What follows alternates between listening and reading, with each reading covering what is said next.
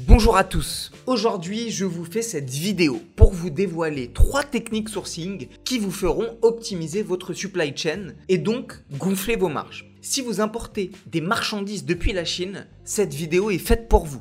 Restez jusqu'à la fin pour bénéficier de toutes les techniques et de toutes les astuces.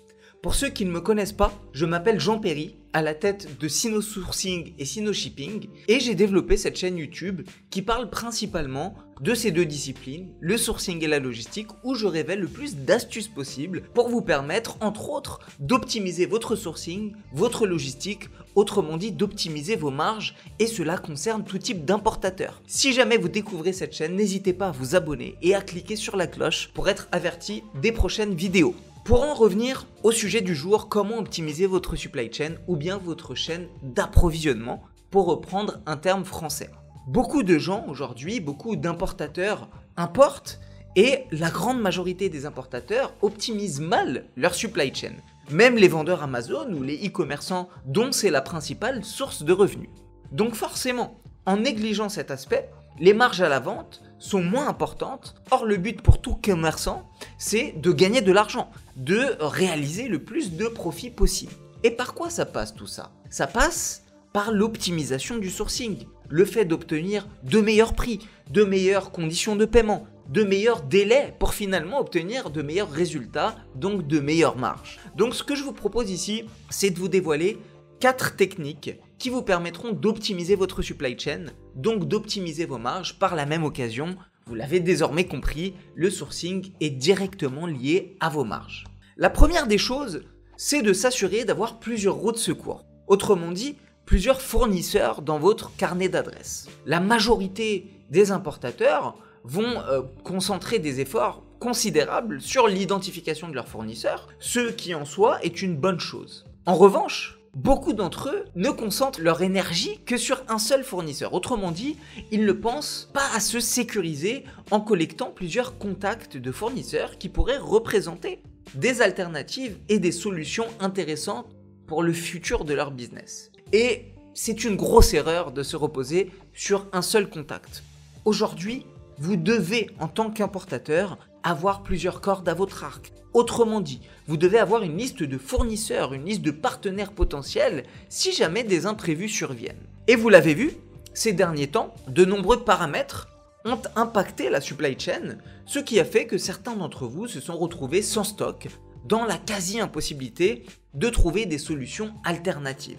Prenons un exemple d'actualité. Que faire si votre partenaire est soumis à un confinement ou à tout autre aléa de ce genre? Les importateurs qui ont été confrontés à ces cas de figure se retrouvent bien dans ce que je dis. On en a vu plusieurs nous contacter pour des solutions de rechange d'urgence, mais ces choses se prévoient à l'avance. Si vous n'avez pas appréhendé ces aléas, eh bien vous devrez trouver une alternative dans la précipitation. Et précipitation rime avec mauvaise organisation, donc mauvaise gestion de votre business. Trouver un nouveau partenaire ne se fait pas en un claquement de doigts. Il s'agit de faire des recherches, d'analyser le fournisseur, puis de négocier, de commander un stock, d'attendre la disponibilité des marchandises, de recevoir des échantillons, de négocier les conditions de paiement, etc., etc. Donc tout ça prend beaucoup de temps. Pensez bien dès le départ à multiplier les prises de contact pour votre business, pour l'optimisation de votre supply chain et à vous constituer une liste de fournisseurs potentiels en les classant par ordre d'importance. C'est vital de procéder de cette manière, surtout avec le Covid et les confinements qui arrivent de manière complètement inattendue ces derniers temps. D'ailleurs, j'en profite pour vous donner 3 conseils pour identifier de nouveaux partenaires, optimiser vos coûts et surtout pour éviter ces aléas. Le premier conseil est d'identifier des partenaires dans différentes régions.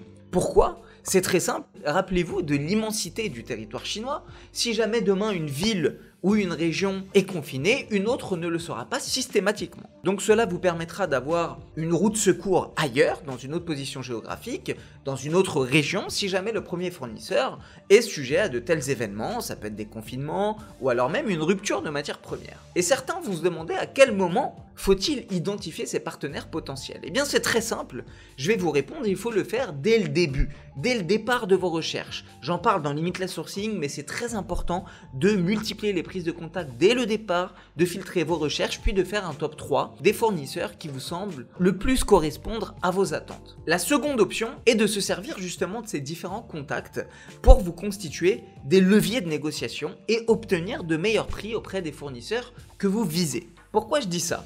Parce que je constate que beaucoup d'importateurs achètent à un prix donné alors qu'ils pourraient obtenir de bien meilleurs prix.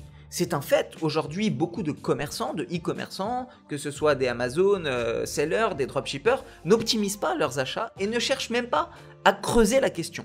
Pourtant, la négociation est une pratique courante en Chine et si vous ne creusez pas, forcément les fournisseurs vont vous vendre les marchandises à un prix bien plus élevé que ce que vous pourriez obtenir. Or, pour acheter moins cher, vous devez justement vous servir des informations obtenues auprès d'autres fournisseurs comme levier pour comparer puis négocier plus efficacement avec les fournisseurs qui vous intéressent le plus. Et si je vous dis de multiplier les prises de contact, c'est pour une raison simple.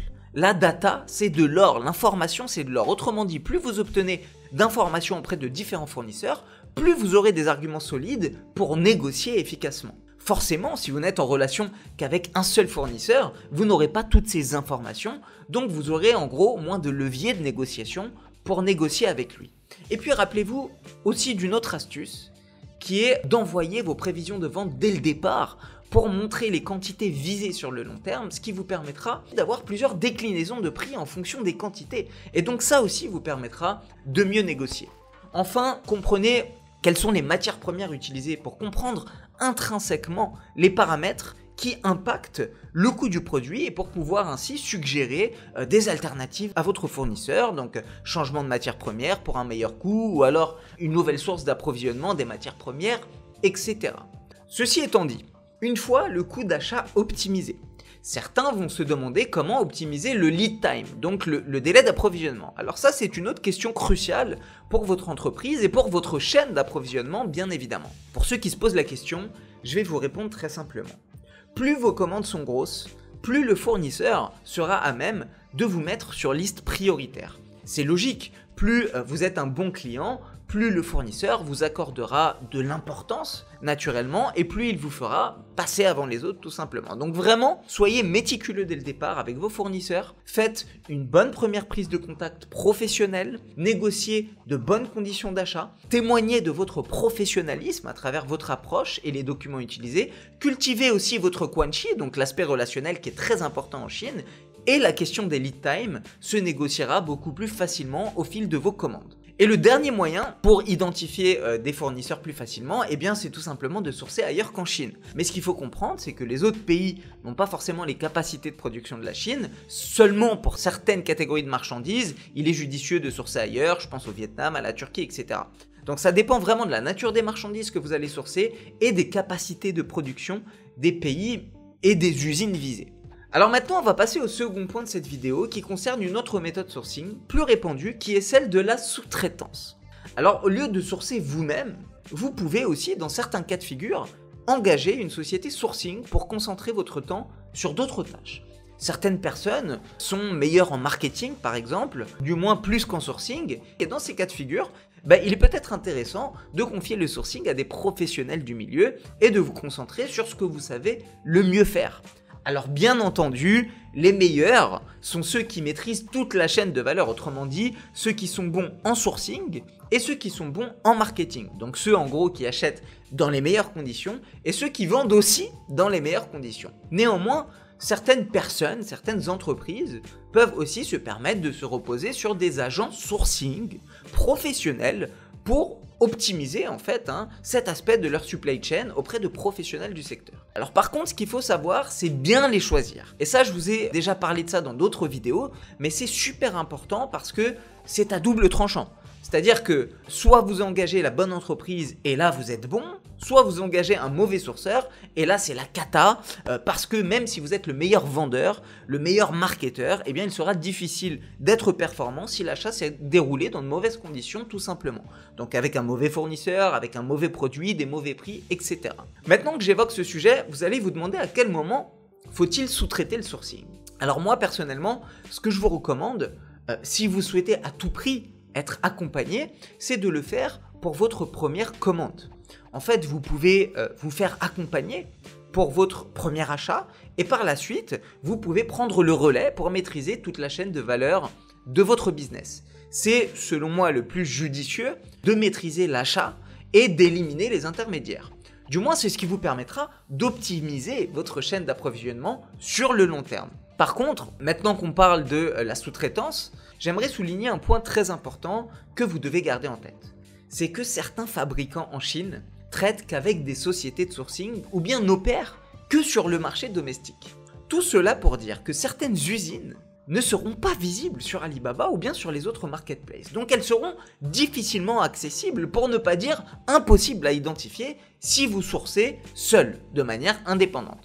Donc bien sûr, dans ces cas de figure, le sourcing via un sourceur professionnel est super intéressant dans la mesure où si vous engagez la bonne société, elle pourra vous dénicher des produits très difficiles à sourcer par vous-même. Par ailleurs, ce qu'il faut noter, c'est que pour les petites usines, c'est en général assez difficile d'être référencé sur Alibaba parce que les frais d'adhésion sont tout simplement chers.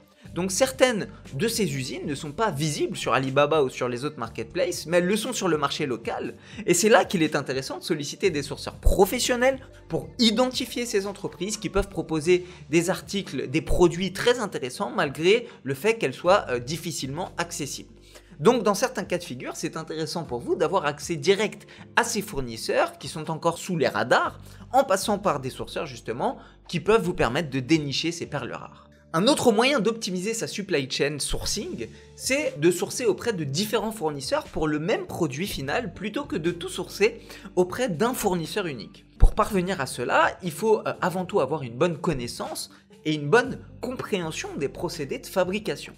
Je veux dire par là qu'il est important de comprendre quelles sont les matières premières utilisées, de connaître les régions d'où proviennent ces matières premières, puis d'assembler le tout auprès de votre fournisseur. Alors si je dis ça, c'est aussi parce que beaucoup d'entre vous nous ont contactés en nous demandant pourquoi certaines usines refusaient de leur donner suite. En fait, c'est simplement parce qu'ils n'ont pas la matière première. Donc dans beaucoup de cas de figure, c'est le cas.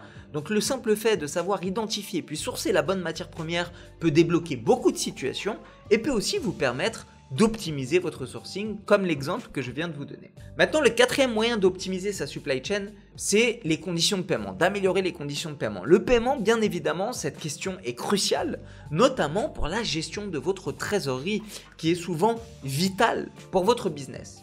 Quand on parle de conditions de paiement, la plus répandue en Chine, c'est de payer 30%, donc la compte de 30% pour lancer la production, et le versement d'une solde se fait une fois que la production est terminée.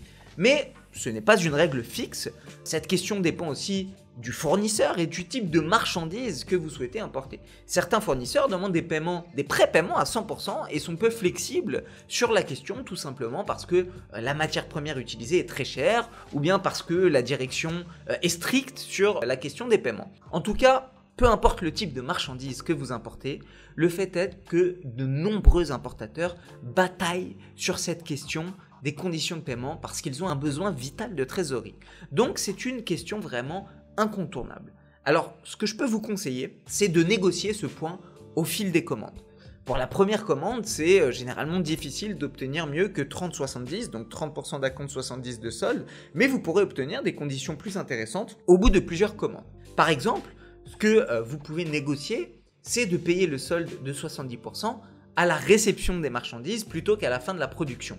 Vous pouvez même négocier pour du 30 ou 60 jours après la livraison. Après, c'est vrai que réussir à gagner la confiance du fournisseur, parce que eux aussi, ils veulent être sûrs d'être payés, naturellement. Donc, il faut pour cela comprendre la notion de quanxi et s'en servir dans le cadre de vos relations commerciales, ce qui va s'avérer vraiment très fructueux pour vous. Alors ça, c'est le premier moyen pour optimiser vos conditions de paiement et par conséquent, optimiser votre trésorerie. Mais je vais quand même vous donner une astuce en plus pour négocier plus facilement ce point, tout en gardant en tête une problématique incontournable pour votre fournisseur. Comment peut-il être sûr de se faire payer? Comment peut-il vous faire confiance? Parce qu'il faut se mettre à sa place aussi. En fait, ce que vous pouvez faire, c'est demander au fournisseur d'acheter une export insurance, donc une assurance export. En général, elle coûte 1% de la valeur d'achat des marchandises.